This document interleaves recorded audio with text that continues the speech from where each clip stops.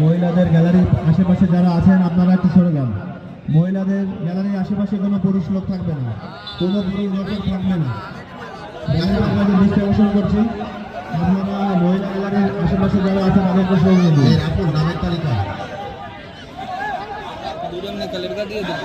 জানিয়ে দিলেন খেলা শুরু থেকে কিন্তু উন্মাদনা আছে, তবে উভয় দলের খেলোয়াড়রা কিন্তু চোখে চোখ রেখে লড়াই করবে। ভাসিয়ে দিয়েছেন চমৎকার, কিন্তু সহজে লুফে নেবেন গোলরক্ষক ওয়ানি। ফাঁকা জায়গা বল পেয়েছেন বর্ষিয়ান খেলোয়াড়, আড়ানি পাস, বিউটিফুল ফাঁকা জায়গা, অনেকটা সুযোগ তৈরি করে নিয়েছেন। ভালো একটি ক্রস, উদ্দেশ্য ছিল সতীর্থ। এখনো কিন্তু গোপালগঞ্জের আক্রমণ কিন্তু না, গোলরক্ষক খালিদ দ্রুততার সাথে কিন্তু বেরিয়ে এসে নিজে লুফে নিলেন। একেবারে কিন্তু শুরু থেকেই কিন্তু উত্তেজনায় ভরপুর আমরা দেখছি ম্যাচটি।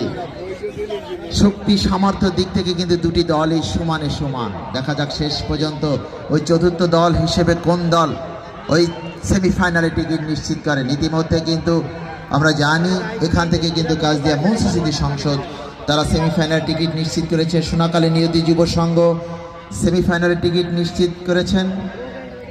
একটু এদিক যাও, বুঝো না, একটু আমাকে সহযোগিতা করো। এবং আরেকটি নিশ্চিত করেছে সান স্পোর্টিং ক্লাব নৈহাটি।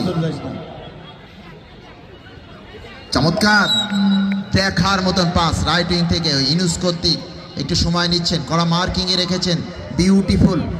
এদিক চাইবে দাঁড়াও, এদিক চাইবে দাঁড়াও, এদিক চাইবে দাঁড়াও। দূর থেকে কি কিন্তু না, অফসাইড।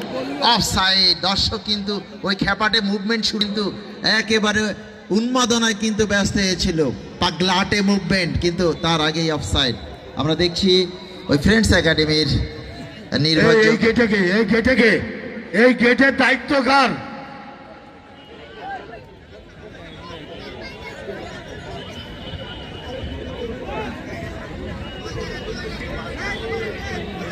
দায়িত্ব পালন করে না এত লোক। লিটু লম্বা বল ভাসিয়ে দিয়েছেন, ছাপটা চিরের অধিকারী ওই মেহেদি দলপতি দলনায়ক। চমৎকার টেকনিক, কিন্তু না, ছোট্ট করে টোকা কামরান। আমরা এখনো ফ্রেন্ডস একাডেমি বারুইপাড়ার খেলোয়াড়দের নামের তালিকা পাই না।